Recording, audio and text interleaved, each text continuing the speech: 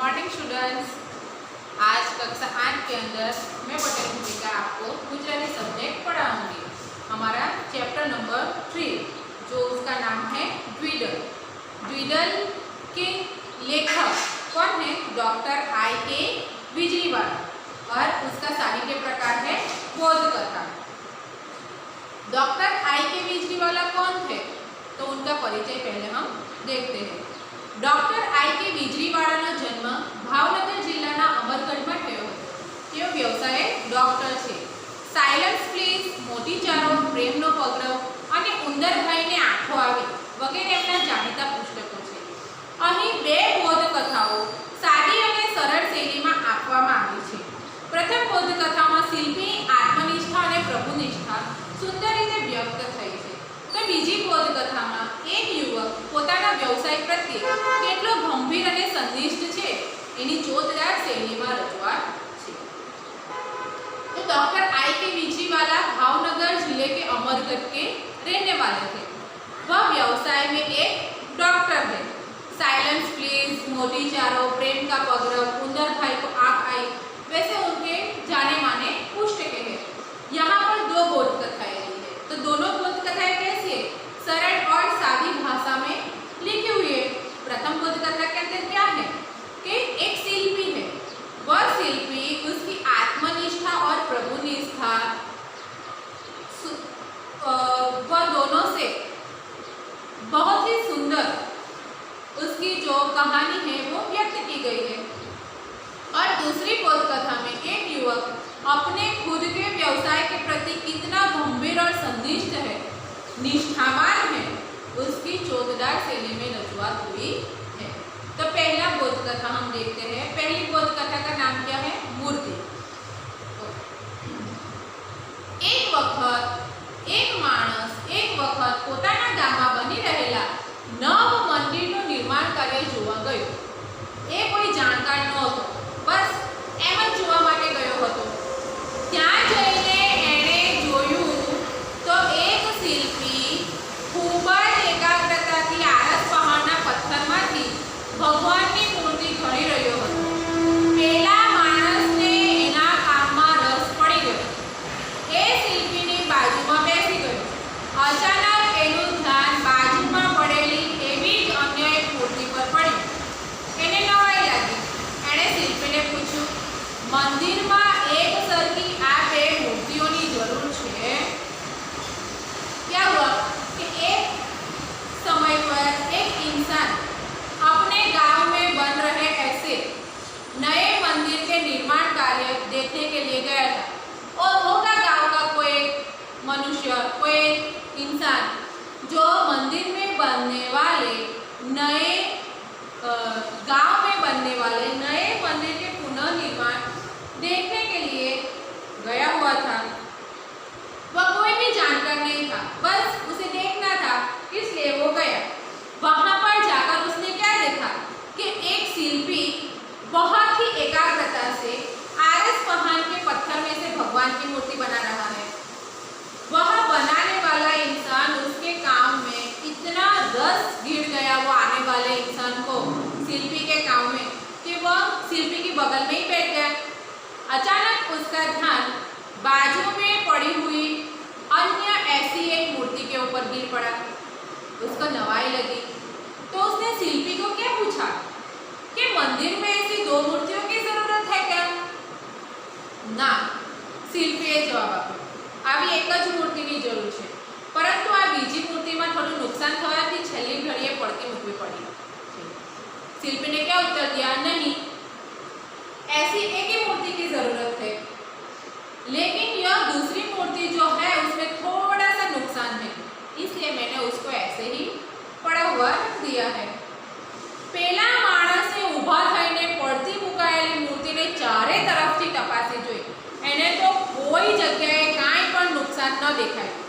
एणे आश्चर्य थाते शिल्पीने फरीथी पूछ्યું, आ मूर्तिमां मने तो कोई ज नुकसान देखातुं नथी, तमने आमां कई जग्याए नुकसान देखाय छे? पहले इंसान ने क्या किया कि जो बाजू में रखी हुई जो मूर्ति थी उसको चारों ओर घुमा घुमा कर देखा, लेकिन उसको कोई भी जगह पर छोटा सा भी एक भी नुकसान दिखा नहीं, उसने आश्चर्य के साथ शिल्पी को वापस पूछा कि मुझे तो इस मूर्ति के अंदर कोई भी नुकसान दिखा नहीं, आपको यहाँ पर कौन सी जगह पर नुकसान दिखाई दे रहा है? એના નાક પાસે એક નાનો ઘસરકો થઈ ગયો। શિલ્પીએ કહ્યું। પેલા માણસે ફરીવાર ધ્યાનથી જોયું ત્યારે એને એ નાનો ઘસરકો દેખાયો। એણે શિલ્પીને પૂછ્યું, તમે આ મૂર્તિની સ્થાપના કઈ જગ્યાએ કરવાના છો? क्या हुआ कि जो मूर्ति थी ना उसके नाक के ऊपर थोड़ा सा घिसटका हो गया था। फिर शिल्पी की बात सुनकर वो इंसान वापस मूर्ति को देखने गया और उसने देखा तो हाँ, छोटा सा एक घिसटका लगा हुआ था। तब उस इंसान ने शिल्पी को पूछा कि आपको मूर्ति की स्थापना किस जगह पर करनी है? आपको मूर्ति की स्थापना किस जगह पर करनी है?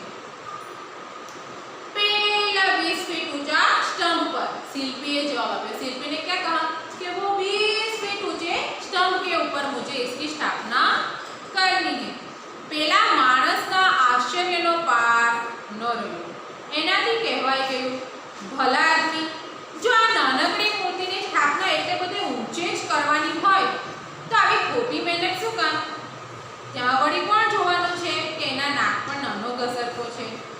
देखो, उस इंसान ने जाना कि 20 फीट ऊंचे स्टंप के ऊपर मूर्ति की स्थापना करनी है तो वो तो आश्चर्यचकित हो गया और उससे रहा नहीं गया और उसने बोल भी दिया कि भले इंसान, आप इस छोटी सी मूर्ति की स्थापना इतनी ऊंचाई पर करने वाले हो तो ये बिन फालतू की मेहनत क्यों कर रहे हो?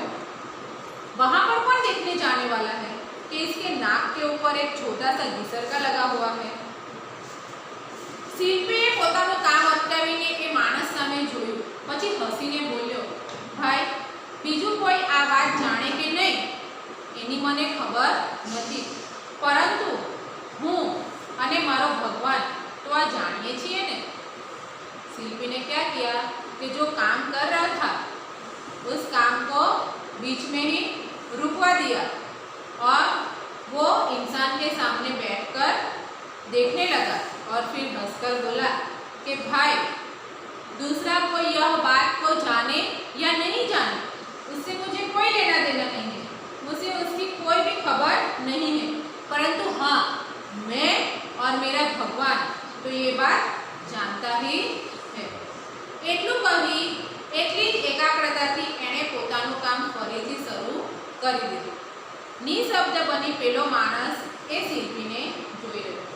देखो, इतना कहकर उतनी ही एकाग्रता से उसने अपना काम वापस शुरू कर दिया और वह जो इंसान आया हुआ था वो चुपचाप बैठकर शिल्पी के सामने देखता रहा। तो यह एक बोध कथा है। तो इस कथा के अंदर से हमें क्या बोध मिला कि हमें हमारा कोई भी काम संपूर्ण निष्ठा के साथ करना चाहिए। बराबर, कोई देखे या ना देखे उससे हमें कोई भी मतलब नहीं है, भगवान तो जरूर उसको देखता ही है। बराबर, तो यहाँ पर हमारी पहली बोध कथा समाप्त हुई। अब दूसरी बोध कथा। तो दूसरी बोध कथा का नाम क्या है? स्वमूल्यांकन। अब स्वमूल्यांकन उसका मतलब क्या होता है कि स्व यानी खुद, मूल्यांकन यानी नोटिस करना, खुद को नोटिस करना, खुद को परखना। स्वमूल्यांकन यानी खुद को परखना। પરદેશની વાત છે, ત્યાંના એક સ્ટોરમાં એક યુવક દાખલ થયો। દુકાનદાર સાથે નમ્રતાથી વાત કરીને તેને પબ્લિક ફોન વાપરવાની મંજૂરી માંગી। દુકાનદારે હા પાડી। યુવકના હાથ મેલા અને ખરાબ હતા એટલે એ સ્પીકર ફોન પર વાત કરતો હતો।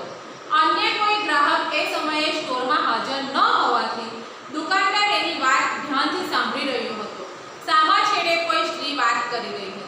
देखो, यह परदेश की बात है। बराबर, वहाँ के एक स्टोर के अंदर, स्टोर यानी दुकान, दुकान के अंदर एक युवान दाखिल हुआ।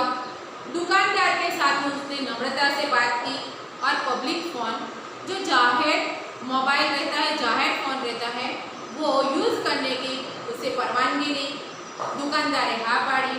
दुकानदार ने उसे मना भी नहीं किया, उसे हाँ बोल दिया। युवक के हाथ बहुत ही गंदे थे, इसलिए उसने क्या किया कि फ़ोन को स्पीकर बात करने लग गया।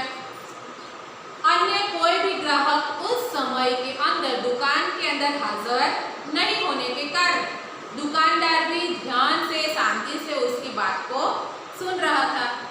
अब जो आया हुआ था स्टोर के अंदर, जो ग्राहक आया हुआ था वो जिससे बात कर रहा था, तो सामने कौन बात कर रहा था उसकी, कि एक स्त्री बात कर रही थी।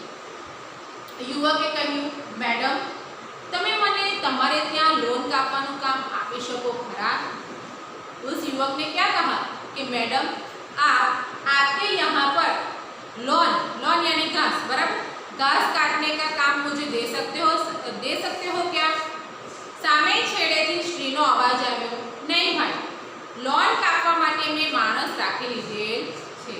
देखो उस स्त्री ने क्या उत्तर दिया कि नहीं भाई, लॉन यानी घास काटने के लिए मैंने एक इंसान को रख लिया है। युवक बोल्यो, मैडम અમારે ત્યાં રાખેલ માણસને જે પગાર આપતા હોય એના કરતા અડધા પગારથી હું લોન કાપી આપીશ।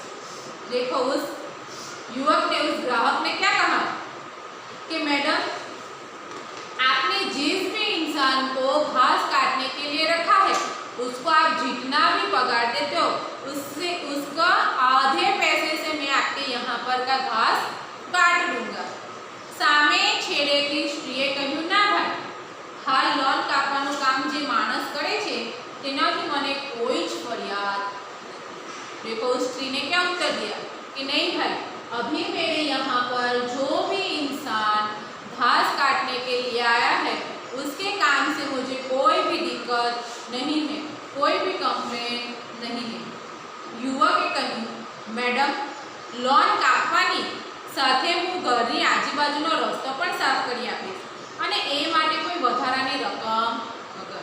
देखो उस युवक जो बात कर रहा है वो क्या कह रहा है वो स्त्री को कि मैडम मैं घास काटने के साथ साथ में आपके घर के आजू बाजू का जो रास्ता है उसे भी साफ करके दूंगा और उसका एक भी पैसा लूंगा नहीं।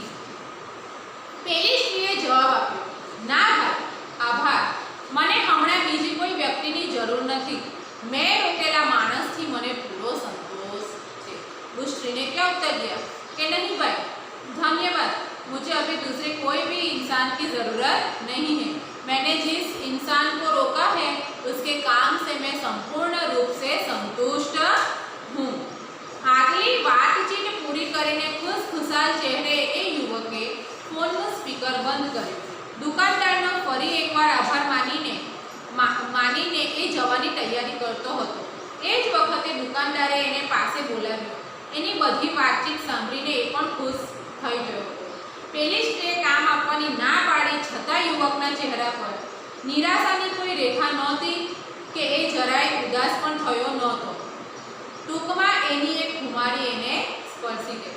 देखो इतनी बातचीत पूरी करने के बावजूद भी, काम नहीं मिलने के बाद भी वह इंसान खुश चेहरे से फोन का स्पीकर उसने बंद कर दिया। दुकानदार का वापिस उसने एक बार आभार व्यक्त किया और वहां से जाने की तैयारी कर रहा था। उसी समय पर दुकानदार ने उसे अपने पास बुलाया। उसकी सारी बातचीत सुनकर वो भी खुश हो गया।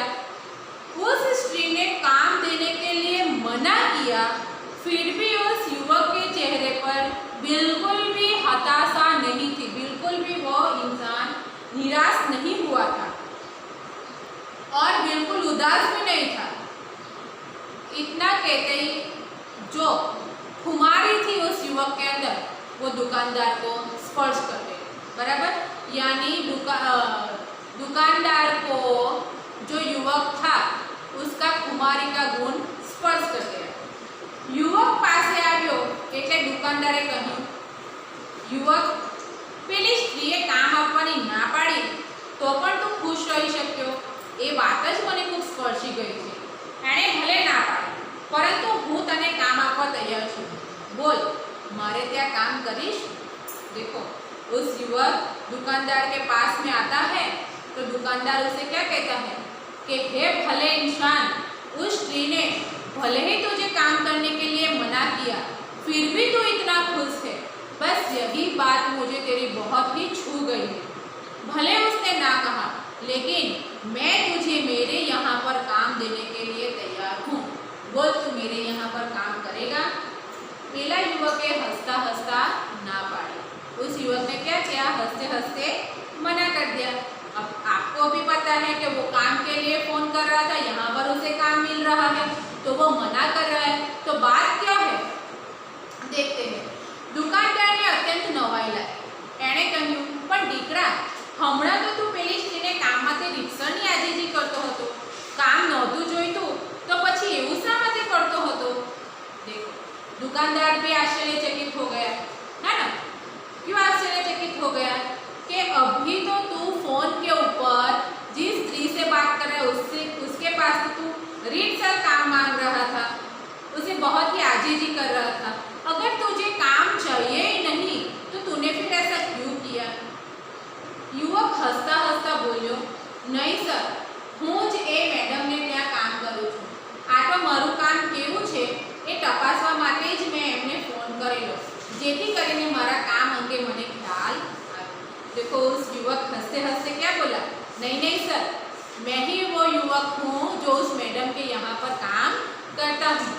यह तो मैं मेरा काम कैसा है वो चकासने के लिए, वो परखने के लिए मैंने उस मैडम को कॉल किया था कि मेरे काम के बारे में उनका क्या ख्याल है। दुकानदार ने एक निर्दोष स्मित आपीने एने विदाई लीधी। दुकानदार को स्माइल देकर वो युवक चला गया। दुकानदार एने जोतो ज रही गयो अने क्यांय सुधी ए युवकनी स्वमूल्यांकननी रीतने बिगड़ावतो रह्यो। देखो, दुकानदार भी उसको देखता ही रहा और स्वमूल्यांकन की उसकी रीत को बहुत ही खुशहाली पूर्वक वह उसको धन्यवाद देते ही रहा। तो इस बोध कथा से हमें क्या सीख मिलती है कि हमें कोई भी काम पूर्ण निष्ठा के साथ करना चाहिए। जैसे शिल्पी ने मूर्ति बनाने में किया था, वैसा इस युवक ने भी वह स्त्री के घर पर लॉन काटने का काम पूर्ण निष्ठा के साथ किया हुआ। तो यहाँ पर लेसन मैंने आपको अच्छे से समझाया। शब्द समझूती और रुधिप्रयोग आपको लिख लेना। अब अभ्यास देखते हैं। अभ्यास का पहला क्वेश्चन है कि नीचेના પ્રશ્નોના ઉત્તર માટે આપેલા વિકલ્પોમાંથી સાચો વિકલ્પ શોધીને તેનો ક્રમ અક્ષર પ્રશ્ન સામેના બોક્સમાં લખો।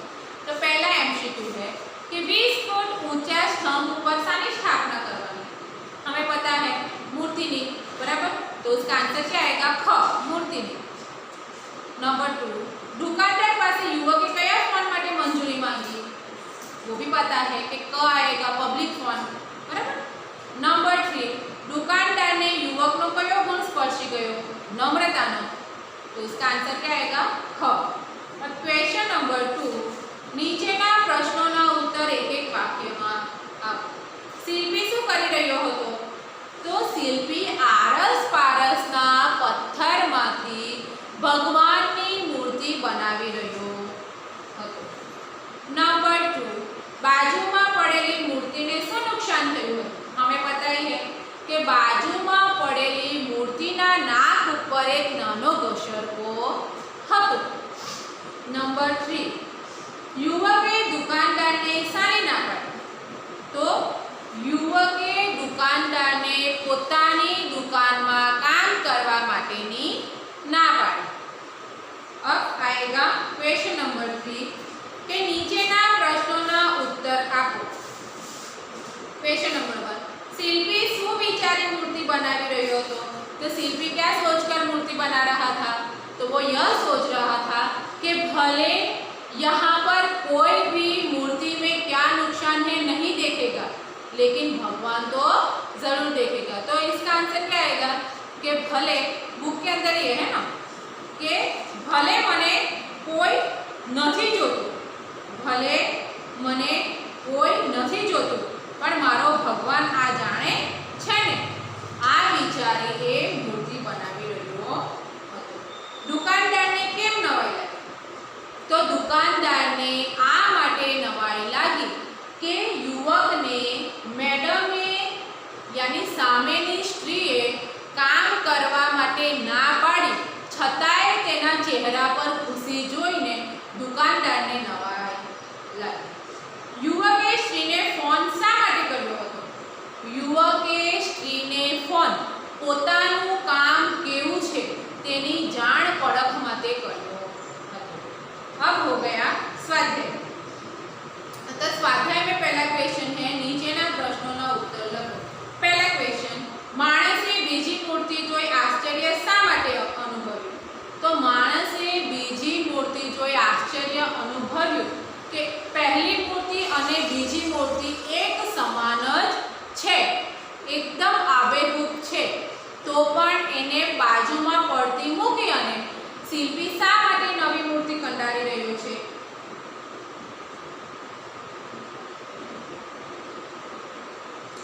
શિલ્પીએ પહેલી મૂર્તિ પડતી કેમ મૂકી? તો શિલ્પીએ પહેલી મૂર્તિ પડતી મૂકી કારણ કે મૂર્તિના નાક ઉપર એક નાનો ઘોષરકો હતો. ત્રીજા ક્વેશ્ચન, સ્ત્રીએ ફોન કરનાર યુવકને નોકરીએ રાખવાની શા માટે ના પાડી? તો સ્ત્રીએ ફોન કરનાર યુવકને નોકરી પર રાખવાની ના પાડી કારણ કે સ્ત્રીએ પહેલેથી જ એક યુવકને પોતાને ત્યાં નોકરી પર રાખી લીધો હતો. સ્ત્રીનો જવાબ સાંભળી યુવક ખુશ કેમ થયો?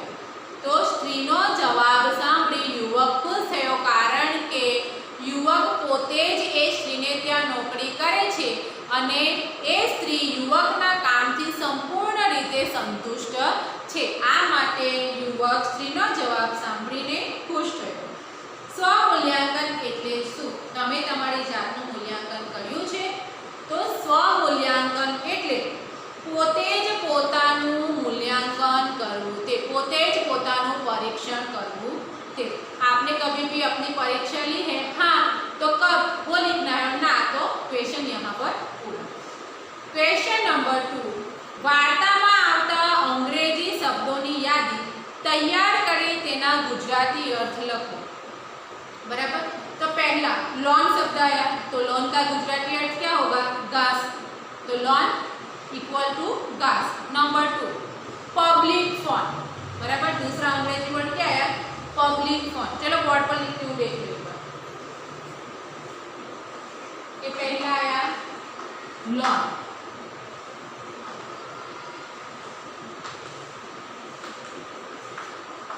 तो उसका अर्थ क्या होगा? घास. दूसरा आया पब्लिक फोन, तो पब्लिक फोन का गुजराती अर्थ क्या होगा? जाहेर टेलीफोन.